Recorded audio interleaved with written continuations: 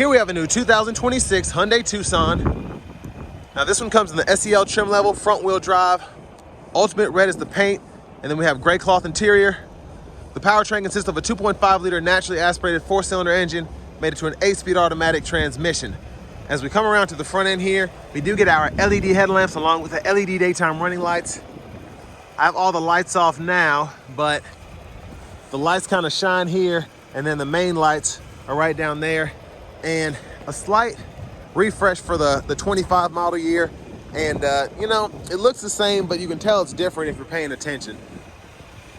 Down here, these are gonna be 18-inch alloy wheels. We get passive keyless entry on the front to the door panel. We get one-touch up and down windows on the front, regular power windows on the back.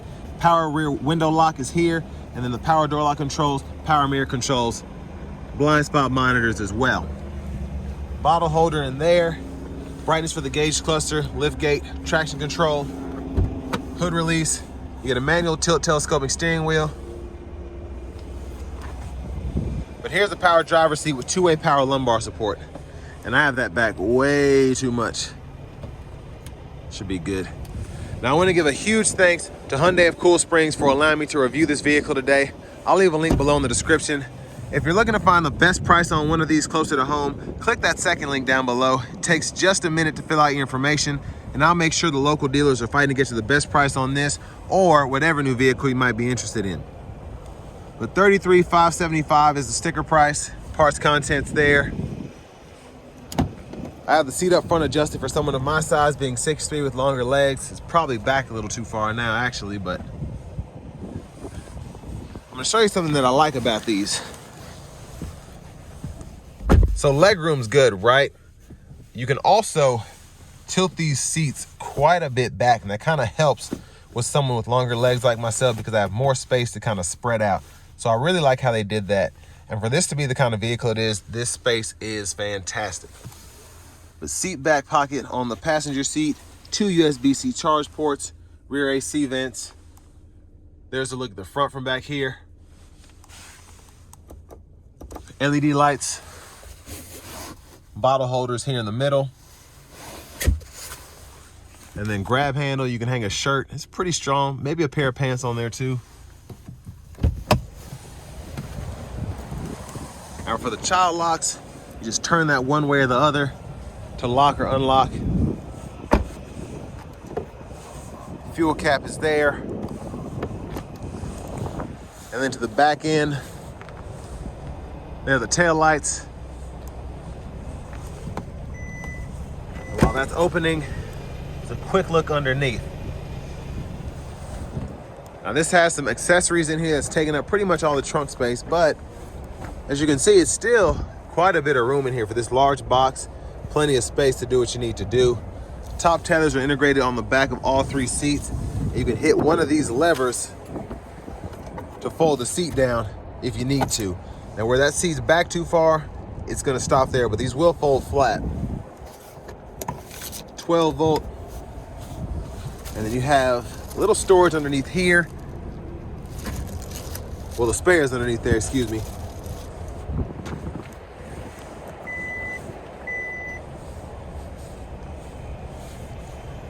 Now as we come around to the rear passenger seat, I'll show you how this will fold down. You just pull up here, and then pretty easy to just pop it back into place.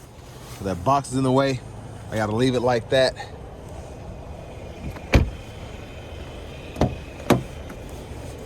And then here's our manual front passenger seat. The glove compartment here. I like the top pocket there. Has a good use of that space.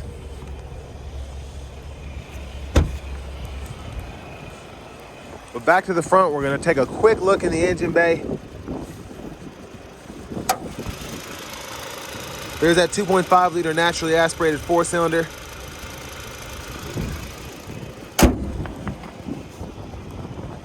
And then before we hop in the driver's seat, I'm gonna show off the blinkers.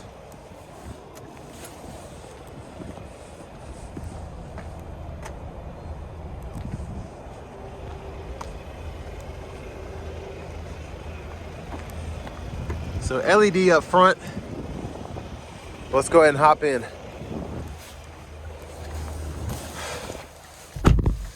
So hard plastic steering wheel here, not a big deal. I like that it still has some kind of shape to it.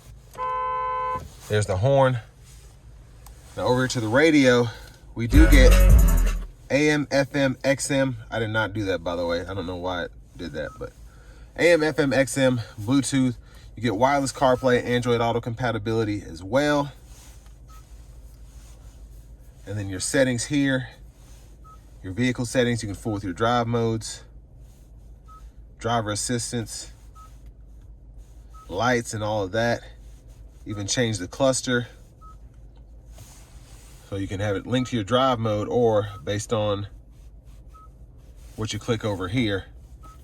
I like to leave it linked to the drive mode. And then general settings down here, you can change your language. And then you have your units of measurement right here that you can change individually. Backup cameras here. Guidelines follow you as you turn the steering wheel. And then down here, hazards, volume button, so you can turn it up, mute there.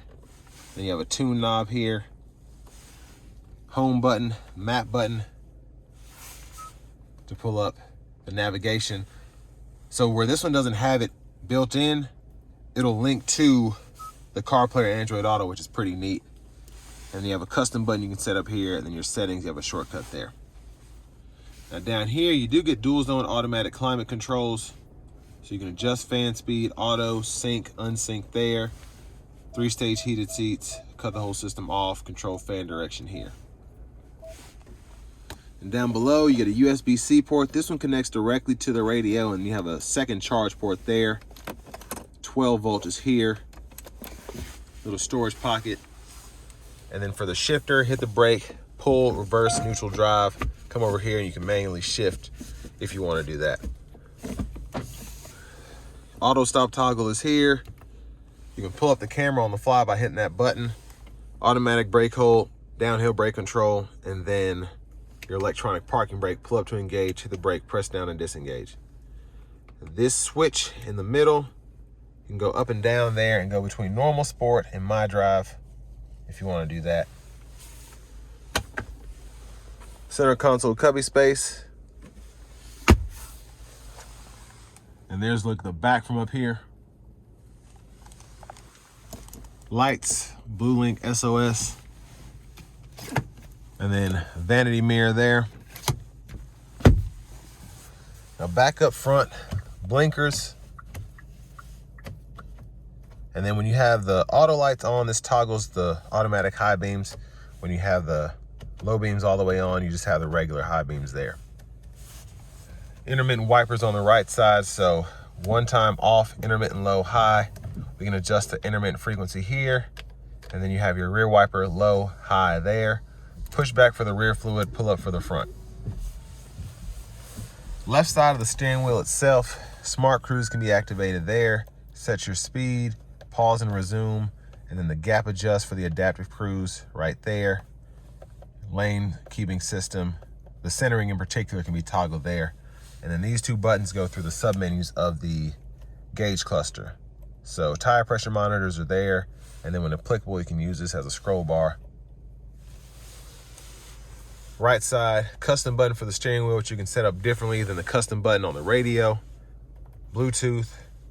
Go through your track list of radio station favorites here. Volume down, up, mute, voice recognition, and then go through your applicable audio sources with that button. Push button start. Finally, here's the key fob with remote start. But next, let's go ahead and take this 2026 Hyundai Tucson SEL out on the road for a test drive. So starting the test drive in this 2026 Tucson SEL, this 2.5 four-cylinder has quite a bit of pickup to it. I really like how quickly it gets up to speed. It does give you that more of a CVT feel, but in a good way. You still feel like you're driving a traditional 8-speed automatic, and that's where that Smart Stream technology comes into play. You have almost like the torque flight in the Chargers, where even as you shift, you're not feeling like you're losing power as you go through the gears. So I really like that about this. But overall, for this to be a small SUV and to have a 4-cylinder naturally aspirated engine, it's downright impressive.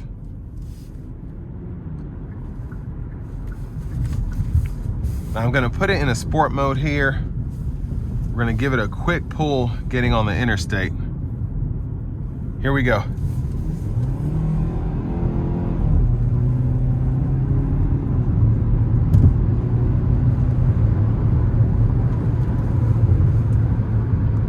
Yeah, it's powerful. And again, the way that the vehicle actually gets up to speed is what makes it so cool, because the older Hyundais, especially in sport mode, if you floored it, I know this from firsthand experience, those cars would try to blow their own motors. But here, with this 8-speed and this technology here, it's not trying to redline it, it's just trying to push you almost like a turbocharger would in that sweet spot.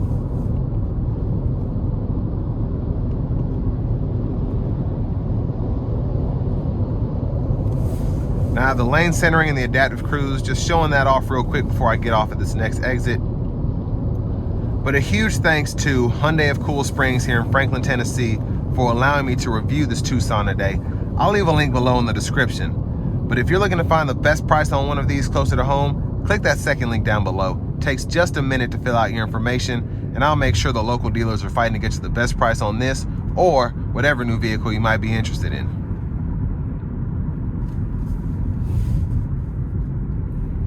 But I think for the price point, you're at 34 grand, it's a solid choice. You get so much tech here. You get fuel economy, fuel efficiency, and it's a looker.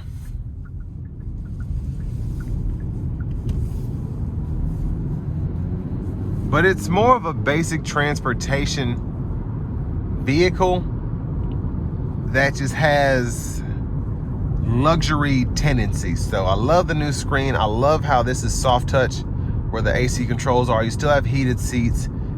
You still have the backup camera, lane centering, adaptive cruise, and you're under $35,000.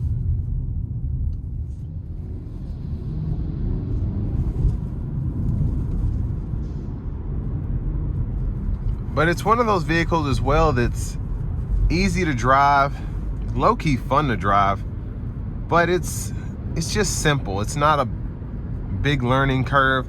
I don't feel like it's gonna be an overwhelming drive here, like an overwhelming experience if you're coming from something else.